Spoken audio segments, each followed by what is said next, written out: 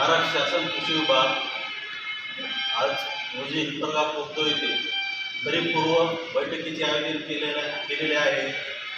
त्यानिमित्ताने कृषी परिषद आठवळे साहेब व वासुदेव कुलकर्णी साहेब हे पण उपस्थित आहेत। मोठ्या संख्येने शेतकरी पण उपस्थित आहेत। आज उपन क्षमता व याविषयी मार्गदर्शन झालेलं आहे।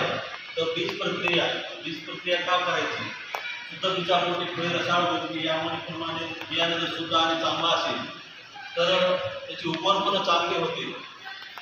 त्यानुसार सर्व शेतकरी बांधवांनी बीज प्रक्रिया करूनच बियाणे पेरावे ही सर्व शेतकरी बांधवांना कृषी साहेब आदिनाथ फड हे आवाहन करत आहे। धन्यवाद।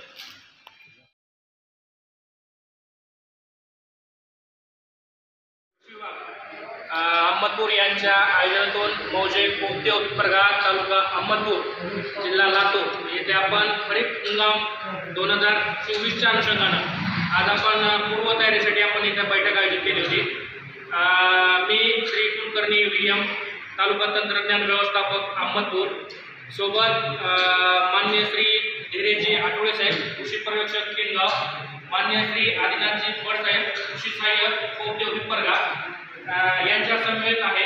तर आज आपण सोयाबीन बियाणं घरच्या घरी उगवण शक्ती तपासूनच कशी पेरणी करायचं याचं प्रात्यक्षिक आज आपण इथं उपस्थित सर्व शेतकऱ्यांना आपण दाखवणार आहोत।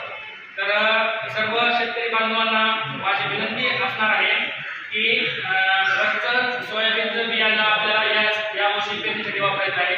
तर घरचं सोयाबीनचं बियाणं आपल्याला घरगुती गोनपाट पद्धतीवर पेरणी करण्यासाठी उगवण शक्ती कशी तपासायची याचं प्रात्यक्षिक मी आपल्यासमोर मांडलेलं आहे। एक छोटंसं गोनपाट जे आपल्याला ओल्या पाण्यामध्ये भिजून घ्यायचं आहे। ओल्या गोनपाटावर आपल्याला जे आपलं घरगुती बियाणं आहे किंवा बॅगचं बियाणं आहे ते उभ्या आणि आडव्या रेषेमध्ये 10 आडव्या रांगा 10 उभ्या रांगा अशा पद्धतीने आपल्याला ह्या 100 बिया आपल्याला गोनपाट पद्धतीवर भिजून घ्यायचे आहे। गोनपाट पद्धतीवर आपल्याला मांडून घ्यायचे आहे। तर या बियाण्याची आपल्याला अशा पद्धतीने आपल्याला ही गुंडाळपट्टी करायची आहे।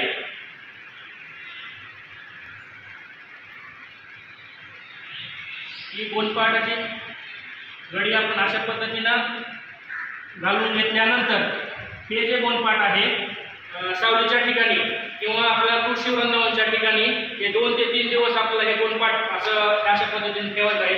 दोन्ही बाजूला आपल्याला सुतळी अलगद पद्धतीनं बांधून घेऊन त्याच्यावरती 2 ते 3 दिवस आपल्याला ओल्या पाण्याचा थोड्या प्रमाणामध्ये शिंपडा करायचा आहे। पाण्याचा शिंपडा केल्यानंतर तिसऱ्या दिवशी किंवा चौथ्या दिवशी 100 मधल्या जवळपास 80 बिया आपल्याला त्या जर मोडावस्थेमध्ये वापरून जर निघाल्या तर हे बियाणं आपल्याला एकरी 30 किलो आपल्याला हे बियाणं पेरणीसाठी वापरायचं आहे।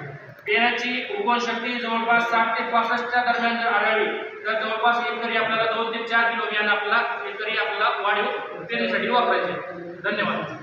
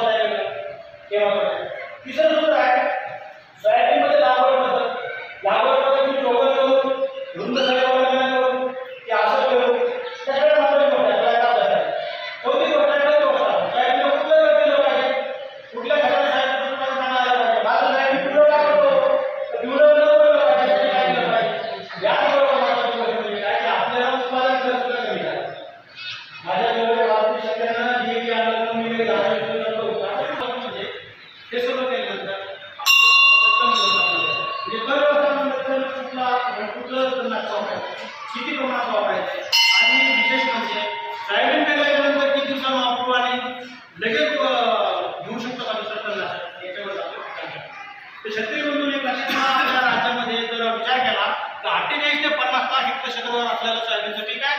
जिल्ह्याचा विचार केला तर 5 लाख हेक्टर क्षेत्रावर सोयाबीनचं हे वापरायचं एडीएस मध्ये 753 फुले किंवा फुले हे वाण आपण आता तिसरं वाण आहे.